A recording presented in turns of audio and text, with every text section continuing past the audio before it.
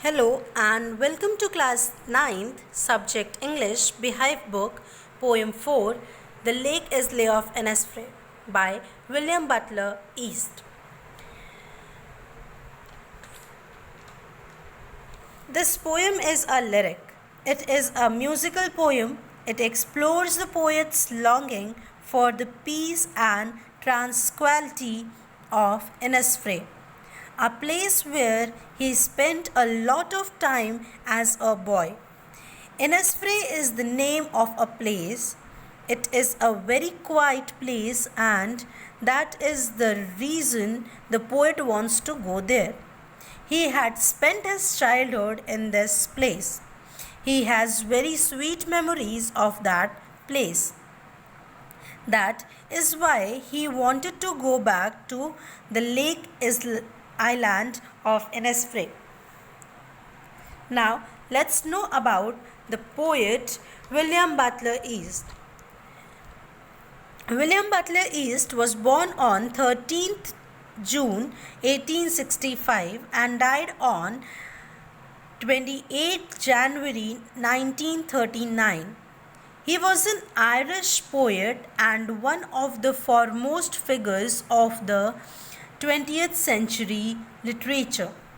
He was a driving force behind the Irish literary revival along with Lady Gallagher, Edward Martyn and others. Yeats was born in Sandymount, Ireland and educated there and in London. In 1923, he was awarded the Nobel Prize in Literature. Now students, take your pencil and book in your hand and concentrate on each line of the poem. Now I am going to explain you the poem with a line by line explanation, and in the last I will also explain the figure of speeches. So be careful. I will rise and go now and go to Innisfree, and a small cabin built there, a clay and wattless made. 9 bean rows will I have there, a hive for the honey bee, and live alone in the bee loud glade. So in this stanza, students, poet is explaining that he will go to the place Innisfree. In the first line you can see I is used. So I is used, or it is signifying the poet. Okay, so I here refers to the poet William Yeats. He says that he wants to go to Innisfree. Over there what he will do? A small cabin built there, means over there he will build a small room for himself with the clay. You can see of clay and wattless made, with the clay and small sticks which are used to make the walls or the fences of the cabin. As he will need some food to eat also. Okay, so he will do, he will make 9 bean rows will have there, means he is saying that, so he will grow 9 rows of beans near his room.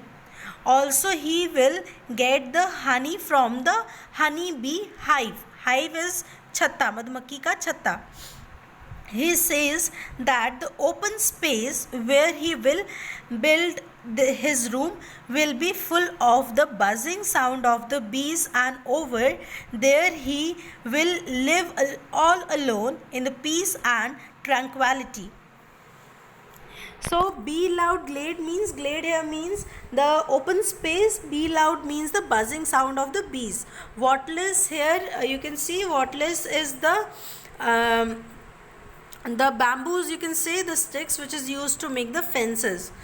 So and this is all about the first stanza of the poem. Now let's move on to the second stanza. And I shall have some peace there, for peace comes dropping slow, dropping from the vales of the morning to where the cricket sings. Their midnights all a glimmer, and noon a purple glow, and evenings full of the linnet's wings. Here in this stanza, the poet says that when he will move to Innisfree, he will feel peaceful. Okay, peaceful because he will all alone from the city crowd, from the city pollution. Okay, that is noise pollution, air pollution, and different types of pollution. He will not be have to. He'll not face in Innisfree. Okay, so he's saying that he will be there all alone, and he will feel peaceful there. And he says that the feeling of peace is felt slowly and gradually.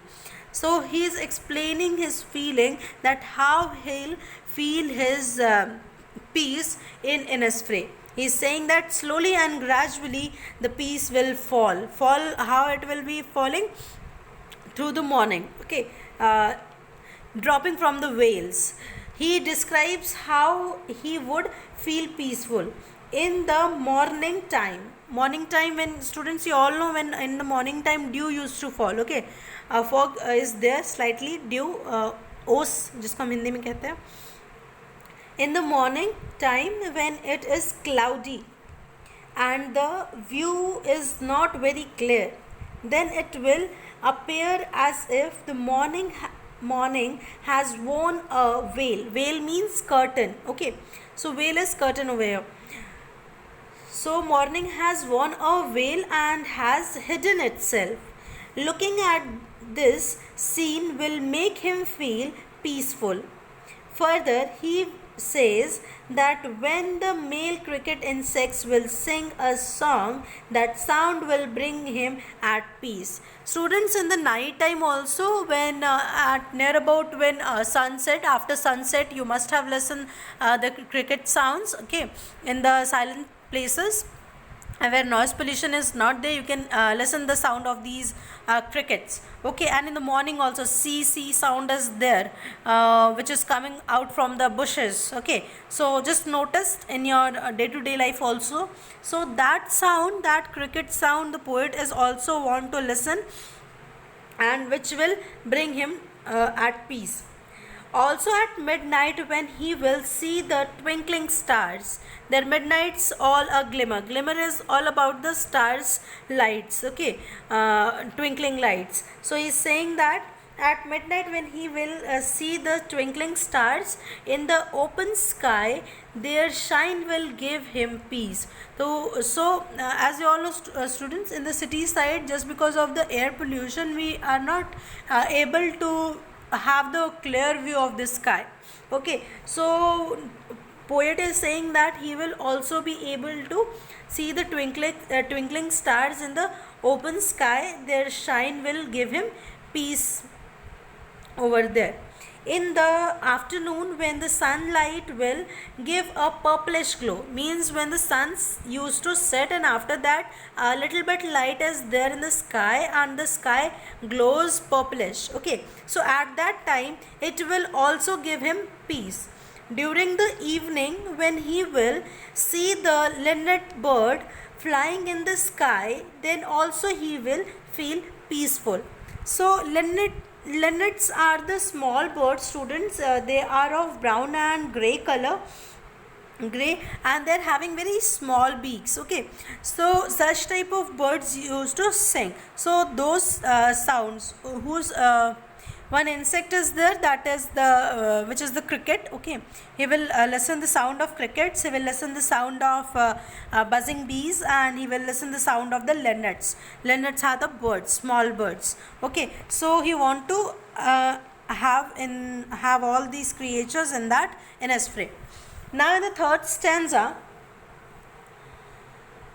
I will arise and go now, for always night and day I hear the lake water lapping with low sounds by the shore, while I stand on the roadway or on the pavement's grey.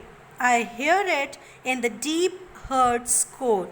So here, night and day, in the first line, poet wants to say that all the time he wants to be there in the Innisfree only. In the second line, lapping means striking. Okay, heart score means the innermost part of the heart. He wants to hear that sound.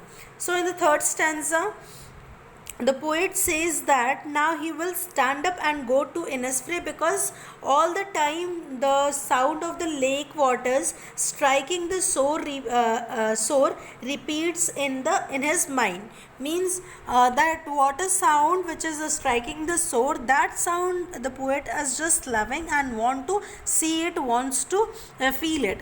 That is why he want to go very early in Innisfree. So the sound attracts him towards the lake. Wherever he is, wherever he is, means that sound is so attracting to him that wherever he is, either he is standing on the roadway or on the grey colored pavements are the footpaths. Okay, so he hears the sound of the deep in the innermost part of his heart, so he can listen that sound, listen that striking sound of the water from the far away also. So he want to go there. So meanwhile, students, we can also think that the poet is almost frustrated just because of the different types of pollution which is created in the city side. Okay, we can also say that the air pollution, because of which we can not able to see the honeybees maximum. Okay, in the cities you can't able to see honeybee, because different type of sprays are also sprayed in the city for killing all these insects, and harmful gases are there just because of the different types of birds. These small birds, linnets, are not visible over there, and fresh air is not there, silence is not there, which the poet is missing very much, which is not available in the city side. That is why he wants to go to the place where he has spent his childhood. Okay, so this all from this poem we got to know what poet wants to explain to us. Now let's discuss about the figure of speeches which is used in this poem. First is alliteration. As you all know, students, alliteration is the repetition of the consonant sounds of two or more consecutive word. Okay, so repetition of the consonant sound, you can see from the paragraph and find out. First of all, in the third line you can see hive and honeybee, H, and here also you can see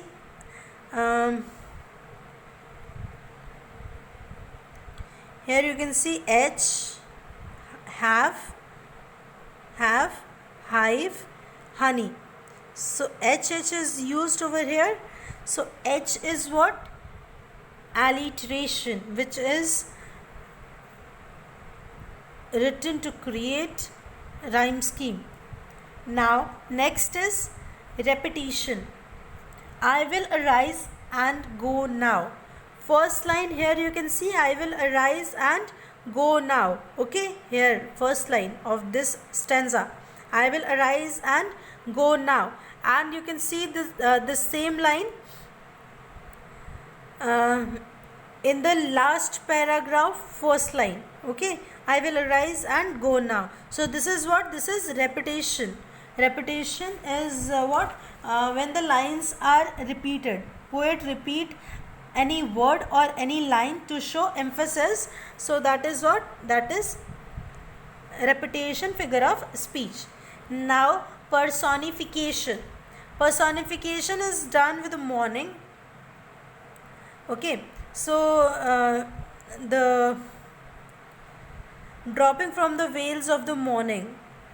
Veils of the morning, morning is personified. Veils is a type of curtain.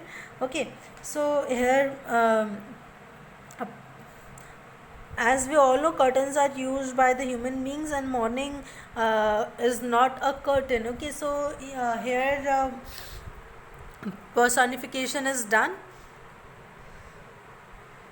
Dropping word is an word which is used for human beings, and morning is a time duration which is doing dropping of veils. Okay, so this is personified. Now metaphor. Clouds are compared to veils. Okay, so those clouds, veils, I have already told you, veils here is veils means curtain. Okay, and this curtain is symbolizing the clouds, which is hiding the sky or the twinkling stars. Okay, now let's talk about the rhyme scheme which is used in this poem. First, you can see here, Innisfree,